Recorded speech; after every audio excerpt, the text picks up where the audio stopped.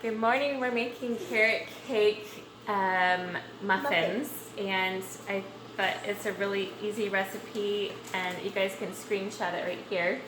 So we have all the ingredients. You'll notice that the major ingredient, 3 cups worth of the entire recipe, is actually carrots, which means it's a health food. So it's totally okay to have only this for breakfast. So that's what we're doing this Sunday morning, and wanted to show you guys how to make it. So we already did the noisy part of getting the carrots chopped in the food processor. The second reason I love this recipe, besides the fact that it has so many carrots in it, yeah, but you can do it all in this one thing, and I really think that's cool because it's so little cleanup. So so we already have the carrots in here that have been chopped, and we're gonna add, so you go ahead and add 1 scoop of the almond meal. So this is supposed to end up being 2.5 cups of almond flour, but I cheat and I use some of my old walnuts when I make walnut milk, and when I make, almost, let's get it nice and flat. Get it nice and flat. That's right, shaky shake, good job, right inside the thing. Yep, perfect, you're doing great. When I make walnut milk and coconut milk, I save some of the extra stuff, so we're actually only putting in a 1/2 cup of that stuff, and then you did great, you did perfect. And then I'm gonna put in some of the walnut and coconut from here. That's just a way that I can use up high quality things. You guys can comment below if you have ever made your own nut milks or coconut milks or things like that. Alright, let's turn that off.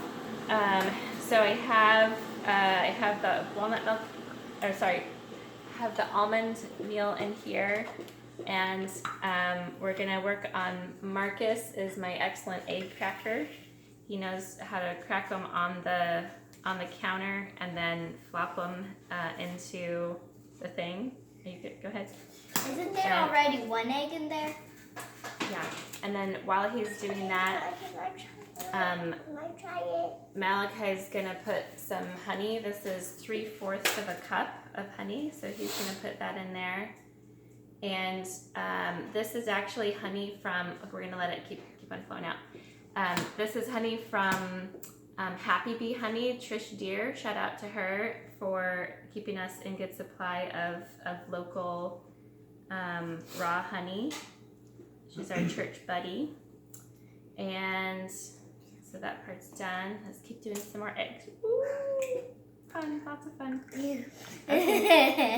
Yep, always on the videos is doing this. Okay, so we added a 7th egg instead of the 6 that are on the recipe, because I tend to add a little bit of extra carrot, and so it needs something else to hold it together.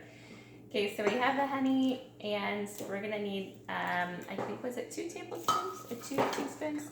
This is, I'm using some homemade vanilla extract that I make myself, and I sell it. Hey, give the recipe back, silly girl. Alright, so we have, it's 2 teaspoons of vanilla extract. So I'm gonna, I have the, yes, you can, but we have to do it over the bowl. Yep, so we do 1, that's good. Let me pour that, and then 2, perfect. Let me pour that also. Okay, and so we got the vanilla extract. We gotta get the 2 teaspoons of cardamom also. So Cardamom. hey, 20 seconds in there. I don't hear the water running still. 20 seconds. Okay, so we do 1. Yep, you pour it. Go ahead. And okay, I have to have it this big and go further. This is actually cardamom that we got from the Indian market. They're a local store to us, and just real people own it. We try to frequent places that are benefiting our neighbors when we purchase. So like the farmers market that we sell at, or local stores that are owned just like by mom and pops kind of thing. We like supporting them. So that's where we get our cardamom from, and then we take it home and we ground it ourselves. And I think the only thing we have left now, well, actually 2 things I'm looking at it. We need somebody to put in 2 drops of doTERRA cardamom, and then we're also going to put in. Cardamom in there. Yeah, we put in cardamom the herb. We put in cardamom the herb, but now we're going to need 2 drops of cardamom the essential oil. It really gives it an extra perk. And this is. I don't know if you guys have ever tried doing this before. When you're using gluten-free, super healthy recipes, sometimes you have to have other things that help it rise. And so this is a combination of baking soda with apple cider vinegar. Can you guys see the mother in there? Isn't that so fun? Wait, no, where is it? Look at that mother floating. Isn't that so fun? Okay, so we're gonna do. Gone. Oh, well, is it well, I low? think. All right, here's another little tip as you guys are watching. Where'd the top go, buddy? You got the top in your hand? Okay. Here's another little tip because when you have cardamom and you need to get it out, you can screw the lid on just part way, and as you pull it off, the orifice reducer comes out in the top. That way you don't have to like do it with your teeth or with your thumb or something like that. Okay, so now we're just gonna put 2 drops. Okay, well that was more like 3 or maybe 4, but it'll just be extra delicious. Okay, you're making noises there, buddy. Okay, so we got the cardamom, we got the baking soda. We're gonna put the top on, and you guys will have to excuse us for a moment while it is really noisy, but I have to show you the last step. So you guys will need to, because we haven't put in the apple cider vinegar. Apple cider vinegar with the, whatchamacallit, with the baking soda causes it to have a puffing action, but you have to get the baking soda round into it completely first. Okay, go ahead and do it. Sorry for the noise.